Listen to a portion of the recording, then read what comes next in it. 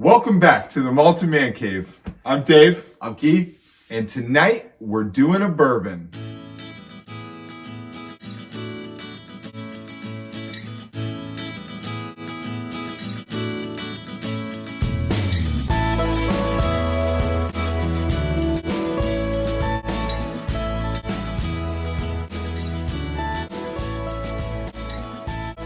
All right, so as Dave said, tonight we're going to be reviewing a bourbon courtesy of Mike from Mike's Whiskey Reviews. This is one of the bottles, as most people know, we trade bottles back and forth. Thank you, Mike. So, Michter's 10, which is pretty hard to get nowadays. I'm looking online, it can be pretty expensive, especially on the secondary market. So I'm excited. Very excited to have it. I know Dave's probably a little bit more excited than me. I love bourbon, but Hey. we all know how much Dave loves his bourbon. It's best. So do you know anything of Dave? Last time we did, he called it Michter's. Not Michters. Not Michter's. Michters. Michter's. I slipped him a Michters. big Michter. Oh, Michters. So do you know anything about Michters? Michters. Don't get me started about Michters. I'll talk your ear off. So I believe, and I think I said this in the last. I think I liked the Michters. last one I had. Yeah. Yeah. I mean, I think we just did the basic. Yeah. Small batch. Yeah. I think we said it would be a nice addition to any bar. So Michter's actually traces its roots back to, I think it's Baumburger Distillery, which I think it was like 1783. Wow. No, 1753, I think was the correct. And back then it was just it was in Pennsylvania. And I think just a small distillery that distilled rye. And then, it passed hands and then it relocated and then like Prohibition happened. And then a number of different companies bought it and then sold it and then bought it. But now it is in Kentucky and it's producing some pretty good whiskey. They're kind of known for they use kind of better ingredients. They don't cut corners. And so it's a little bit more expensive. I will be honest, I haven't had a ton of Michters, but I haven't been as impressed as the hype about it. I've heard a lot of people talk it up really big. So obviously I haven't had enough of all of their expressions to really judge and give an overview of how I really think about it. But the first one was pretty good. I had another one that was pretty good, and this one was the best so far without ruining the review. So this one is Michter's 10 years old, single barrel Kentucky straight bourbon. Comes in at 47.2% ABV. I believe the barrels that they used were fire shard white oak barrels. I almost dropped the bottle there. Balvenie. Oh my gosh. Really? Oh, I've got it.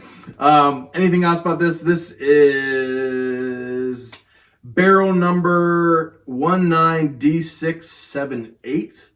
And I don't think I have any more fun facts for you. I think that's about it. I don't claim to be an expert of Michters. So, you want to say anything about this before we get into it? Well, do I have a couple minutes? Yes, you do. Let's get into some whiskey. Finish it off. Oh, thanks, man. I feel like I need to. So we don't have any notes for this. So Yeah, we're flying going in by dry. the seat of our pants. Initially, I got cherries and shoe polish. It smells a little like maybe shoe polish. Yeah, black licorice, shoe polish, a little bit of cherry. There's something. Obviously, vanilla.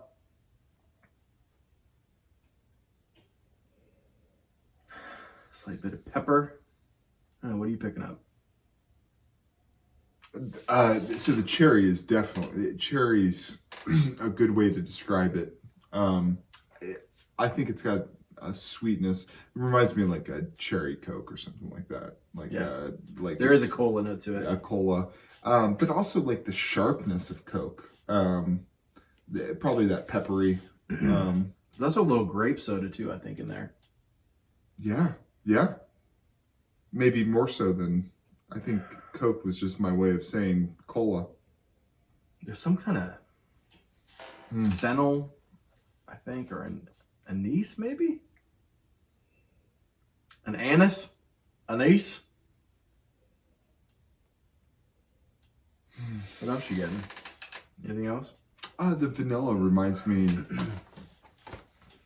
It reminds me of like pure vanilla extract. Yeah. Unscrewing the bottle and sticking your nose in that. It's very strong. The oak is you can smell the oak, and it's a little bit of brown sugar. Do you think? I was just gonna say molasses. Yeah, molasses, brown sugar. Same thing. A lot of the delicious notes you get with a good quality bourbon. Yeah. There was one more note that stuck out when I drank it earlier. I forgot it. I'm trying to pick it up. I'm not in my usual state. I have a really, really bad headache. But Dave came out all the way over here, and I was like... I was knocking on the window for like an hour. And like... Scratching. There's no way I was going to cancel and not do a review tonight. So we try to do one review a week. I'll tell you what. And we have busy schedules. So the one time that Dave does come over here, you know, I don't want to cancel and make him drive all the way home. So I am not on the top of my game, so I apologize. Yeah, it's got a little bit of... Malted men and women of the man cave. It's got a little bit of cereal, like a honeycomb cereal, like a sweetness to it. That cherry is one of the most pronounced cherry notes I've ever had. I totally agree, man. That's all I'm smelling. Yeah, it's all-encompassing cherry, which is, I think, very pleasant. Yeah. And it's all kinds of different types of cherries. It's like cherry vanilla Coke. Yeah. Cherry vanilla grape Coke. Whew. All right. What about the palate? Oh, let's get into it.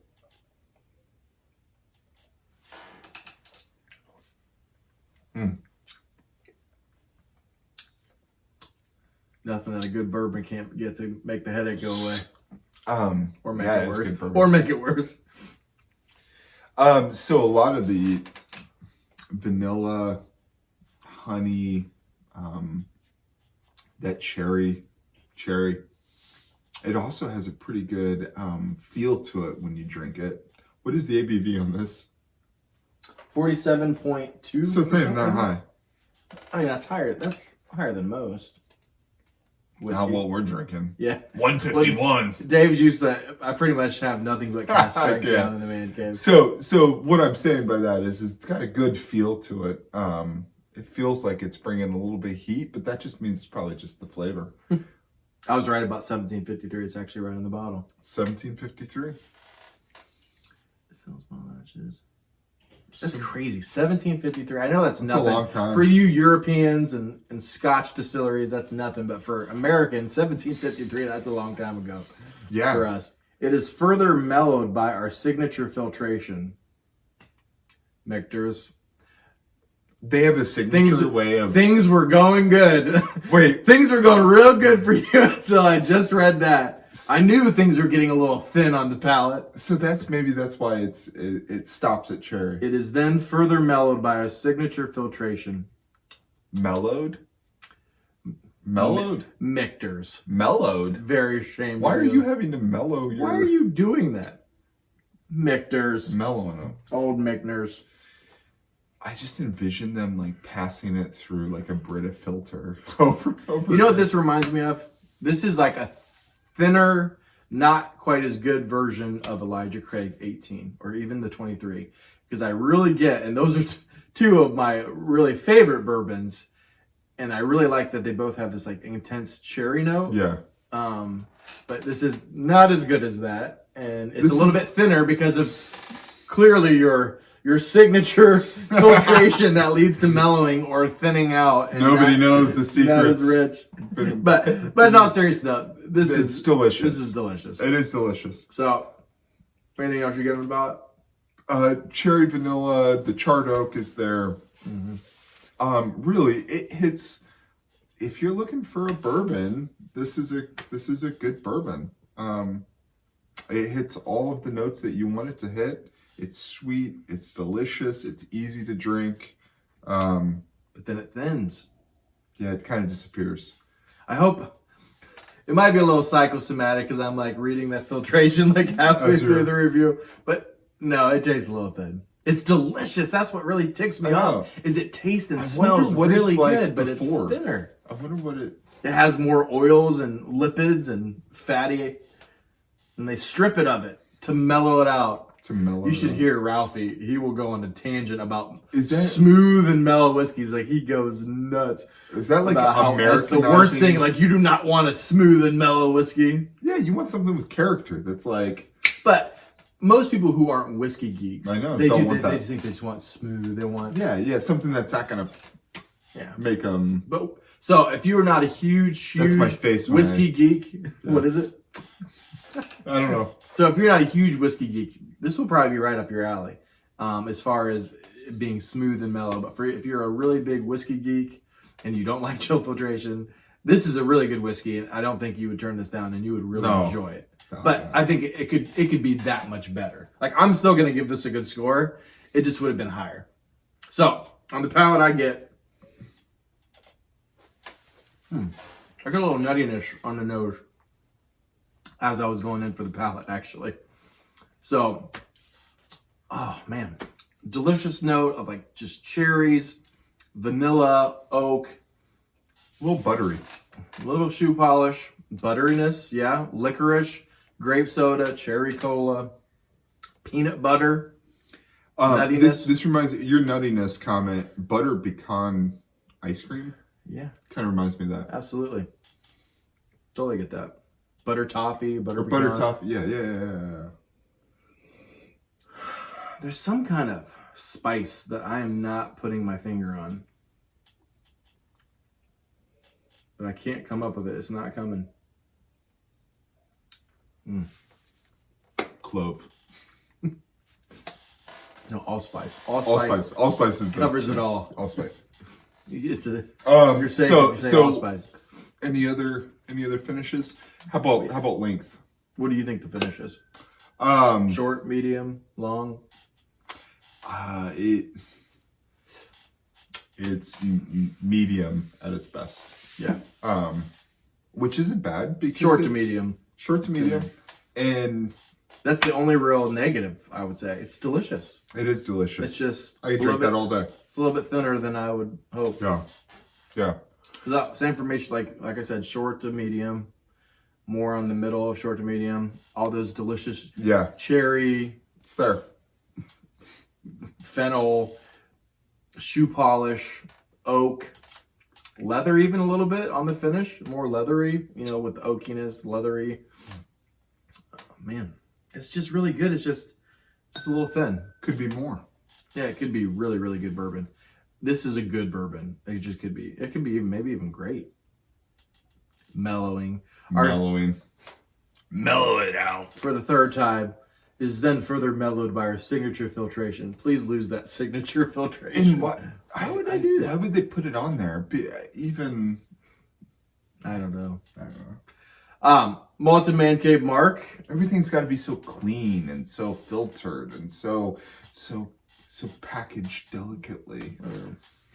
I'm going to give this an 87 out of 100. Yeah, I think that's exactly where I put it. Is it an 87, 88? I was going to say 88. And this, yeah, it's one of the better bourbons I've had lately. very good. Yeah, and, absolutely. And this could probably be a 90 to a 91. Yeah. Maybe even if it was more thick. If you didn't rip the guts out of it with the signature filtration. The signature filtration. You can tell we're not getting any free bottles from Michter's anytime Well, soon. send us a bottle before you put it through that Brita filter or whatever you're putting it through. So, 87 out of 100. What did you say? 88. 88 out of 100 for Dave. Yeah. Question of the night. Question of the night. So Jay Chung, thank you for finally giving us a question. Great friend and supporter of the channel. Thank you.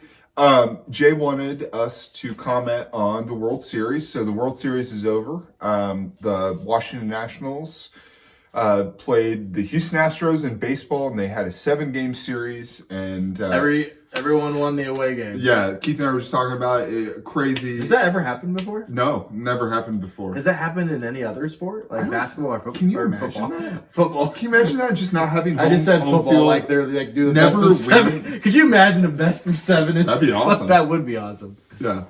No one would be left to play. Everyone's just everyone would just be hurt. limping around. It's just the coaches out there throwing it.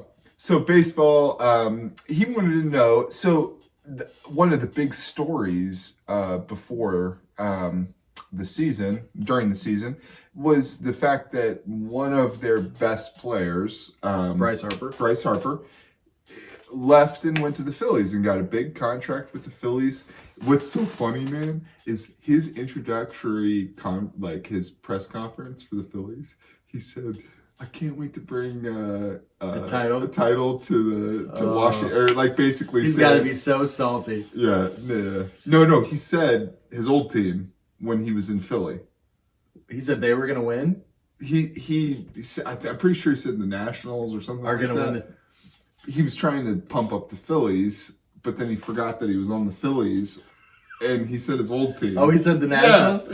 Yeah. I forget, or bring it back to Washington. I forget. Bring it back to Washington. Yeah. So now Keith and I, we live near where Adam Eaton for the Nationals and Springfield. Yeah, Spring-tucky. So he's from our hometown, so we kind of had a dog in the fight. So we're not baseball purists, but we enjoyed it. I used to when I was younger, the Big Red Machine. Yeah. And then even later on, Chris Sabo, Barry Larkin. I had glasses. Deion Sanders, whenever he was there for a while. Who else were some greats? Obviously, back in the Pete Rose. Albert Bell. Yeah. So I used to like baseball.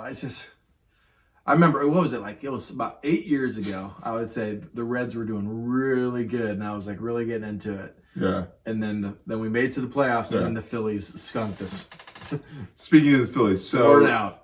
Jay wanted to know: is there an impact with these big name players? Are they worth it? Are they worth being on your team? Is it worth having an Aaron Judge or a Bryce Harper on your team? Keith, what do you think? So I think it's kind of both.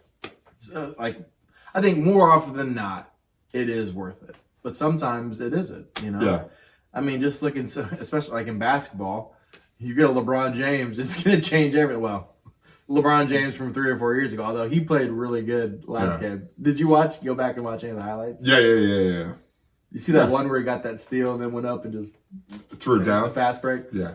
So I know where he's going with that, and yes, I do agree. I think sometimes all-stars can be a little bit overrated, except for if you're the top. If we're talking, Yeah. Who would you say is the best player in baseball right now? Best player in baseball? Probably Altuve. I love him. He's this big. His strike zone is that big. I don't know. So I love Altuve. He's that big, real small. Mike Trout's, Bryce Harper, Max Scherzer for the Nationals. I love old men because he's our age and he's out there. The pitcher? Yeah. He's out there slinging it around. He probably has the ice for a week after. Oh, dude, I can't imagine. So I think in baseball, I don't think stars matter in baseball. Not quite as much as basketball. No, because it's such an individual. It's such a baseball is not. I don't think it's that much of a team sport. I think in spurts, it's a team sport, and you have to have that chemistry. So then you would think it would be more important. To have a big star. Then. I think it's more important to have good-sized stars, not big stars. So a lot of good players. Good players. You don't need to have a bunch of bad players and then 2 great players. That doesn't make up for it. A bunch of good players. Now in basketball, a really good player can make up for scrubs. Look at what LeBron James took to the finals. Yeah. But in baseball, I think you have to have a team of equals. I completely agree. With maybe a breakout star. But look at the Nationals. Strasburg wasn't. I think it's a really good point. I think baseball. I think the Nationals needed to lose Bryce Harper before they were going to win it. I think it also galvanized them a little bit. Yeah. Don't you think? Yeah. So tell us what you think. Yeah. Tell if you agree or disagree. Please subscribe. Thank you guys as always for watching. And remember, Scotch is king. Bourbon is obviously best. Cheers.